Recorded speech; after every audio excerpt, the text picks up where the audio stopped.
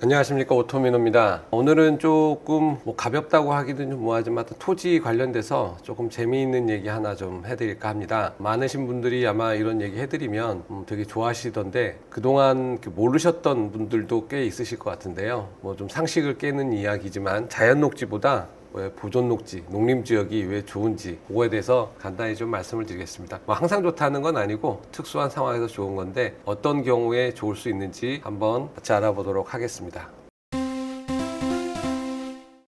먼저 그것을 얘기하기 전에 용도지역이라는 게 무언지에 대해서부터 좀 말씀을 좀 드려야 되는데요. 이게 국토계획 및 이용에 관한 법률, 우리 보통 국토계획법이라고 하거나 국계법 이렇게 얘기를 하는데 거기에 보면 용도지역, 용도구역, 용도지구 이런 식으로 이렇게 좀 돼 있습니다. 그래서 이런 부분들이 사실 어렵다고 볼 수는 있는데요. 그냥 원칙적으로 보면 모든 토지에는 용도지역을 적용을 합니다. 우리가 보통 아는 주거지역, 상업지역, 공업지역 아니면 도시지역, 농림지역 이런 것들은 다 모든 토지에 적용을 합니다. 그런데 이제 가끔 빠지는 거 있는데 미지적 용지 있는데 그거는 좀 특수한 경우고요. 이 용도지역에서 정하지 못하는 것들은 용도지구, 용도구역에서 추가로 더 보완을 하게 되고요. 이 내용들은 제 블로그 안에 보면 내용들이 있으니까 한번 더 보시게 되고요. 기본적으로 오늘 이야기는 용도 지역에 대해서 얘기를 할 거예요. 용도 지역이라고 하는 거는 각 토지마다 다르기 때문에 거기에 대한 용도, 건폐율, 용적률,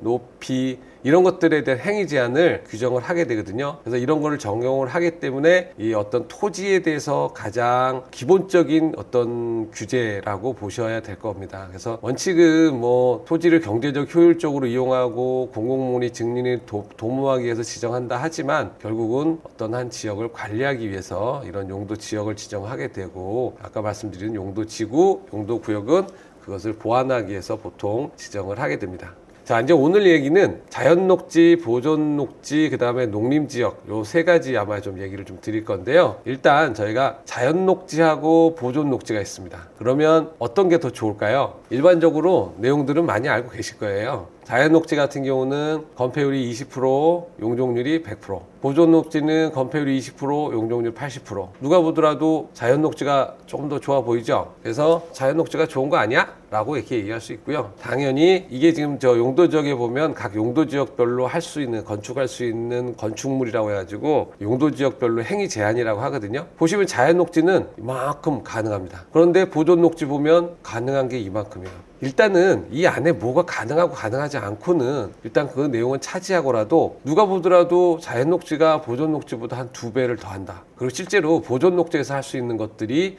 자연녹지에 다 대부분 포함이 돼 있어요. 그러면 그거 말고도 더 할 수 있기 때문에 누가 보더라도 아까 용적률도 더 컸잖아요. 그럼 자연녹지가 더 좋지 않느냐라고 생각할 수 있죠. 보통 일반적으로 그렇습니다. 다음은 이제 자연녹지하고 농림지역 말씀을 좀 드릴게요. 똑같이 자연녹지는 자연녹지고 농림지역 이거 두 개 다 아까 말씀드렸던 국토계획법에 정해진 용도지역이거든요. 얘도 마찬가지로 건폐율, 용적률 20%, 100%, 20%, 80%. 누가 보더라도 자연녹지가 좋은 거 아니야? 그러면 할 수 있는 건축 볼까요? 마찬가지로 자연녹지에서 할 수 있는 거는 이만큼 돼 있지만 농림지역에서는 아까 보존녹지보다 조금 더 줄 수는 기네요. 보존녹지는 한 장이었는데 이거는 조금 더 넘었는데 마찬가지로 농림지역 역시 자연녹지에 비해서 할 수 있는 행위가 많지가 않습니다. 그러면 누가 보더라도 자연녹지가 더 좋다라고 얘기를 할 수가 있겠죠. 이게 여기까지가 이제 일반적인 얘기고요. 문제는 여기에서 이제 뭔가가 더 행위가 들어갔을 때, 제한이 들어갔을 때 이제 이런 경우를 한번 봐보겠습니다. 자, 자연녹지하고 보존녹지 아까 말씀을 드렸죠. 그러면 보존녹지하고 자연녹지는 뭐가 더 좋다 그랬어요? 자연녹지가 더 좋다라는 거 이미 다 보셨잖아요. 근데 여기에 이제 공익용 산지가 들어가면 공익용 산지는 어떤 법이죠? 산지관리법이죠. 이 산지관리법에 적용을 받아야 돼요. 그러면 항상 모든 법은 어떻게 되냐면 두 가지가 중첩돼 있으면 각각 적용해서 그 중에 강한 거 이거를 적용하게 돼 있어요. 그러면 기본 원칙은 모든 관련법 규정을 충족해야 되기 때문에 아까 얘기했던 것처럼 충족이라는 건 얘는 된다고 얘는 안 된다라고 하면 안 되는 걸로 가는 거예요. 그렇기 때문에 이 두 개의 규정을 충족한다는 거는 그 중에서 강한 것을 적용하게 되고 그러면 당연히 국토계획법과 산지관리법을 적용을 해야 되겠죠.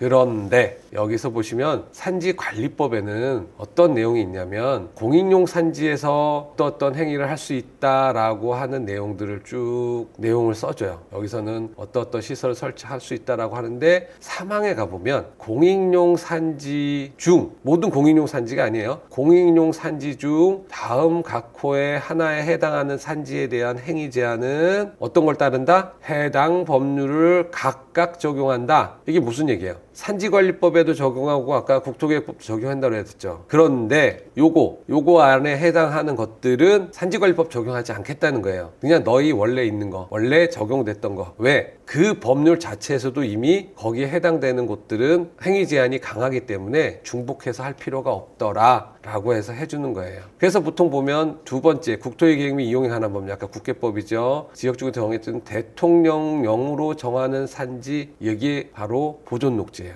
그럼 이 보존녹지는 어떻게 돼요? 자연녹지하고 공인용 산지는 국계법과 산지관리법을 모두 충족해야 되는데 여기에서는 국계법만 하면 돼요. 근데 실제로 산지관리법에서 내용들 보시면 이 내용에 보면 어떤 것들이 있냐면 주택을 지어도 농립어업인 주택만 지을 수가 있어요. 굉장히 강해요. 이 공익용 산지라고 하는 것 자체는 산지 중에서도 제일 강한 규제거든요. 그러면 거의 뭐 행위 제한을 할 수 없고 주택을 지어도 이거밖에 안 되는데, 그런데 이 산지관리법에서는 이런 거밖에 안 되는데도 보존 녹지 지역에서 가보면 그냥 단독주택을 지을 수가 있어요. 그러면 이 경우에는 어떤 게 더 좋은 거예요? 자연 녹지가 분명히 더 좋은데 이게 공익용 산지하고 만나게 되면 자연 녹지의 어떤 혜택은 사라지고 공익용 산지가 이게 더 강하기 때문에 거의 공익용 산지 규정을 적용하겠죠. 보존 녹지가 분명히 안 좋지만 공익용 산지를 만나면 산지관리법에서는 나는 적용하지 마, 그냥 국계법만 적용해라 라고 하는 예외 규정을 둔 거예요. 이 경우에 그래서 보존 녹지가 자연 녹지보다 훨씬 더 상태가 좋아질 수 있다. 물론 이제 이 땅을 개발하고자 하는 사람이 내가 단독주택을 짓겠다, 아니면 보존 녹지에서 가능한 뭔가를 하겠다라고 했을 때 이런 상황이 생기겠지만 굉장히 어떻게 보면 잘 알고 이용한다면 파워풀한 그런 규정이 될 거라고 생각을 합니다. 다음은 아까 말씀드렸던 자연 녹지하고 이제 농림 지역을 또 말씀드려 볼게요. 자연 녹지하고 농림 지역이 있는데 아까도 말씀을 드렸지만 어떤 게 좋다고 그랬어요? 자연 녹지가 좋았잖아요. 용적률도 100%, 그다음에 행위 제한도 되었던, 얘는 2페이지인데 농림 지역은 뭐 1페이지 좀 살짝 넘었죠. 그래서 좋았는데 이게 농업 보호구역이라는 거. 농업 보호구역은 어떤 법이죠? 농지법이죠. 그러면 얘는 어떻게 돼요? 아까도 말씀드린 것처럼 모든 관련법 규정을 충족하라라고 하는 건 가장 강한 것을 적용한다라고 말씀을 드렸어요. 그러면 당연히 국토계획법하고 농지법 적용을 해야겠죠. 그런데 국토계획법 제76조 5항에는 어떤 얘기가 있느냐? 건축 제한에서 당연히 따라야 하지만 농림지역 중에서 농업진흥구역, 보존산지, 초지 이렇게 되면 각각 농지법, 산지관리법, 초지법 규정을 적용한다. 그럼 어떻게 되는 거예요? 아까도 말씀드렸던 것처럼 자연녹지하고 농업보호구역이 만나면 국토계획법, 농지법 모두 충족해야 돼요. 그런데 농림지역하고 농업보호구역만 만나면 어떻게 돼요? 농지법만 충족하면 돼요. 그냥 간단하게 이게 어떻게 보면 국토계획법에서 정하는 내용이 농지법에서 정하는 내용보다 아무리 많다 하더라도 결국은 제일 강한 농지법이죠. 농지법에서 정하는 이것만 되는데 그 중에 하나라도 농지법에서 된다고 했는데 국계법에서 안 된다고 하는 것도 있을 수 있겠죠. 그런 게 있는 순간 어떻게 돼요? 농지법 하나 적용하는 것보다 두 개를 적용하면 어떤 경우에선 더 안 좋아질 수 있는 거예요. 그래서 이 상황에서는 최소한 비슷하거나 아니면 자연 녹지가 더 안 좋아질 가능성이 높은 거죠. 그런데 보통 우리가 뭐 시장에서 자연 녹지하고 농림 지역하고 토지 가격이 어때요? 자연 녹지가 더 비싸죠. 농림 지역은 상대적으로 싸단 말이죠.